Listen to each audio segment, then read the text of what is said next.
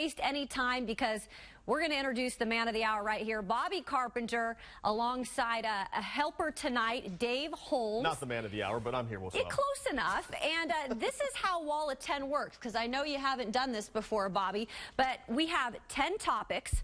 Some of them are sports related, as you see on there. A couple of them might be, you know, something that you're not familiar with. And there are a few that are out of left field, but I promise you, you will be okay. Are we ready to play, gentlemen? Let's go. It's all in bounds tonight. All right, let's do this. Okay, spring cleaning, Bobby. Who is the offensive player for the Buckeyes that you are watching the most this spring? Well, I think when you look at last year and everything that kind of happened, probably the best place that you want to see some production, wide receiver. Sure. So you want to go to some of those young guys, and a guy that Urban talked about all season long, a guy that he said he wanted to get out there and now finally made a little bit of an appearance in the Fiesta Bowl is Benjamin Victor. He's tall, he's long, he's got great ball skills, he's very fast. So I'm going to be locked in on him this spring to see what he can do in the spring game. That's a good one. And I also think wide receiver, although I might go with Paris Campbell as someone that Urban's talked about, maybe utilizing a little bit like Curtis Samuel in the H-back role. We know he has a lot of wheels. But Bobby's right. I mean, the playmakers last year suffered. I mean, Curtis Samuel, we knew what we got out of him, but receiver-wise, a lot of inconsistency. So I'm looking at the receivers as well. Yeah, I'm just thinking offense in general, if we can see something start to bloom here early on, right, you guys?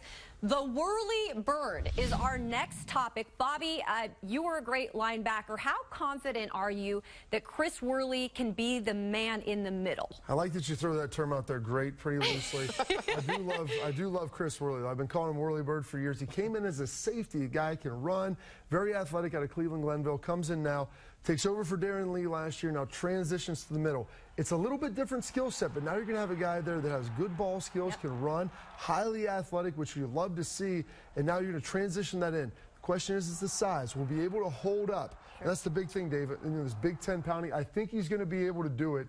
He's got the size, he's very smart, and he's that natural leader of the defense that you want. Yeah, intelligence-wise, I mean, Chris Whirly said, I'm not intimidated by making the calls. Raekwon McMillan was so good at getting everyone lined up. So for me, it's what Bobby said. We know the talent level is there. It's can he take the physical punishment? Because when you're playing on the outside, Bobby, you know that. I mean, you take a lot more licks when you're right there absorbing ball carriers up the middle. So I like the Whirly Bird. He's got some skinny bird legs, which it was tough for him to gain some weight, but he's looking better now. Yeah, and he gave him that nickname 5 years ago, so it stuck with him for sure. Luke of Earl. Okay, so Luke Fickell takes over for Cincinnati, and in the second game of the season, they're going to play Michigan. How can Luke Fickell get an upset, or can he? Wow. That's going to be a big question there. Michigan obviously very good, probably a team that you're going to look at that can maybe contend for a Big Ten. They lost a lot of players, but he understands this rivalry. He's been a part of it since he came in here in the early 90s, played in it, coached in it. He understands what it means to play Michigan, the things they're going to do. And he's going to have those guys fired up. I mean, that will be his first big test. And even if they don't win the game, I guarantee you he's going to have some things out there that Michigan and Jim Harbaugh are not ready for to make some big impact plays. Yeah, I don't want to go as far to predict a Bearcat win over Michigan. I think that might be a little ambitious. I mean, the team lost 7 of its last 8 last year to finish the year. Cincinnati did. But Bobby did mention familiarity, I think, is a big thing with Luke Fickell. He's shut down the Wolverine offense at times the past couple of years, especially in the second half last year of that game. And this Michigan offense is not going to be as good, like Bobby said. There's some inexperience, and you get them early in the year.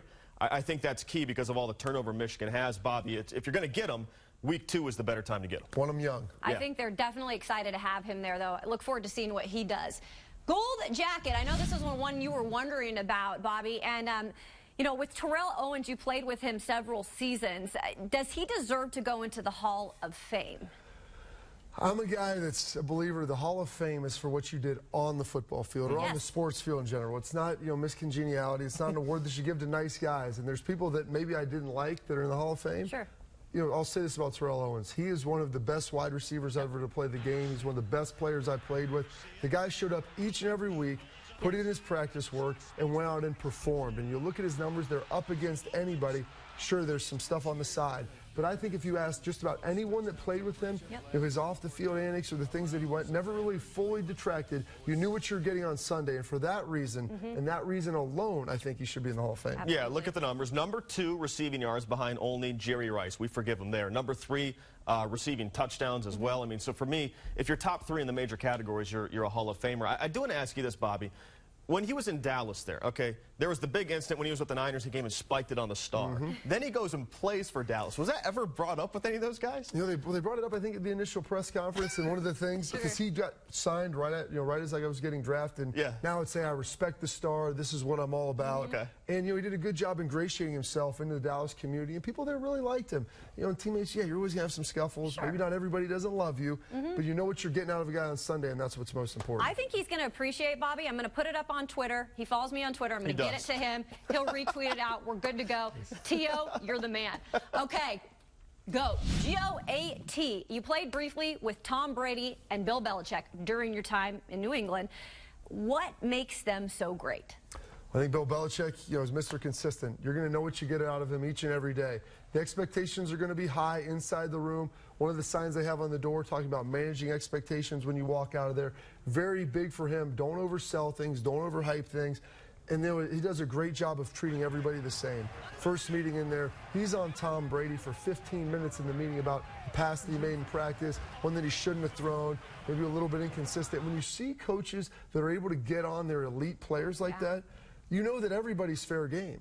And it makes it easier for you to be able to coach everyone. People are going to be more receptive. And Tom's a great guy. So when you have a great guy, great coach, you know, high expectations every year, you're going to see Super Bowls. It's working. And for me, what separates Belichick from everyone else, if you look at the Don Shula Dolphins or the Chuck Noll Steelers or the Bill Walsh Niners or the Bill Parcells Giants, they were kind of this pre-salary cap era where it was easier to get these dynasties and hold them. I mean, Belichick has put different guys. It's basically been Belichick, Brady, and a bunch of misfits they rotate at receiver and running back. It's cast-offs. It's guys like Garrett Blunt or Corey Dillon back in the day, Bobby. They take guys off the scrap heap and turn them into Pro Bowl caliber players. It's crazy. Well, and that he's got a great wardrobe, so that kind of separates him from everybody and else. Uggs are included in that wardrobe. Belichick's hoodies, the sleeveless hoodies, not so much. And Belichick, ice, baby. Okay, the Blue Jackets are still fighting for home ice, Bobby. Do they need home ice advantage, though, to win a series? I think it would be nice because they're probably going to have to play Pittsburgh. And unless they're able to overtake Washington, which I think would be terrific, get a chance to win the President's Trophy and all that, it'd be wonderful. We're playing Pittsburgh, got a young team that hasn't really had a lot of playoff success. They were in the series with Pittsburgh a couple years ago, but it's going to be big for me, I think, to get that extra home game. It's one less travel day. And those things are very, very important. When you have a team that they don't have those grizzled veterans who have done it. They're very young, so maybe a little home ice advantage at Nationwide Arena would be just what the doctor ordered. Perfect. Yeah, when I look at the schedule, or I mean, rather the standings, I mean, they have about the same number of road losses and home losses, so I would say it's not that important. But like Bobby said, the experience makes me think it's a different game in April and May. And as much as the Jackets have been pretty good on home-road splits so far, you know, Kay, I would not want to see a young team try to win a series on the road. I'd much rather be at Nationwide. Yeah, I'm hoping for that home ice advantage for sure. Billy Ray is our next topic. You talked about growing a playoff mullet for the Blue Jackets. Where in the world did this idea come from? And I don't see it yet. Yeah, it's pretty premature here. I did just get a haircut. I don't know if I have enough time. Now, my son, I've got a 3-year-old. He has a great little playoff mullet going right now. We've been working on that for a while, so it looks pretty good. He's digging it. I don't know if my wife would like it all that much. I had long hair for about a decade. She's happy that it's short. She's excited that it's a more professional look.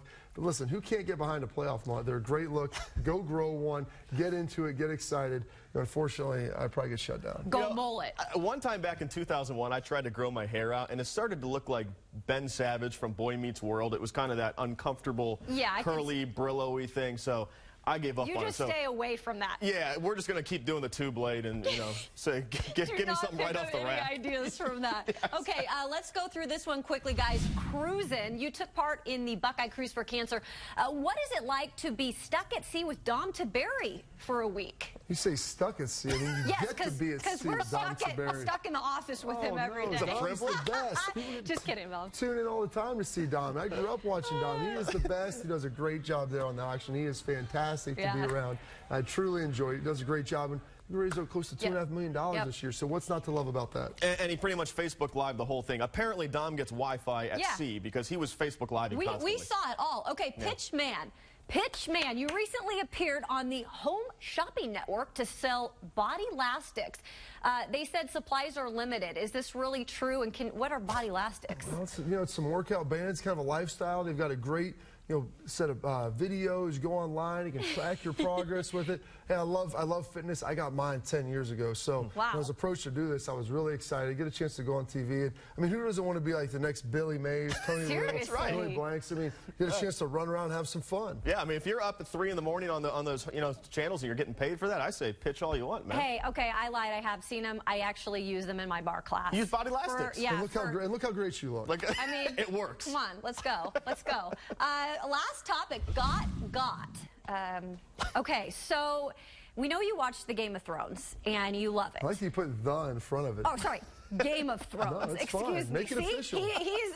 He likes that show because he knows. What is the case? Why should we watch it? Make a case for us. Neither of us have seen it. Neither of you watched We've Game never of seen an Thrones? episode. No. I'm going to tell you this. Anybody that's watching, including you two here, Kayla and Dave, you're going to watch it. It'll be the best drama you've ever watched. It's kind of a little bit of adult programming. There's a little bit of violence. It's a little bit of racy scenes, but it has some of the most complex plot development you're going to find. I've seen all 60 episodes. I'm going to rewatch them again. I rewatched them before last season. It is fantastic viewing. 55 minutes of just uninterrupted pleasure, and your mind will be blown. I mean, that was a pretty good pitch. So I'm going to ask you, will you watch Game of Thrones? Well, based on the pitch, I have to. I'm not a real big dragon fan, but everyone says, Bobby, you don't have to be a fan of the fantasy genre. I'm not a fan of that, so that doesn't matter. None of that's in the beginning. You'll love it. Okay. I love it, you guys. Bobby, thanks so much for joining us. Dave's for helping out tonight, but we're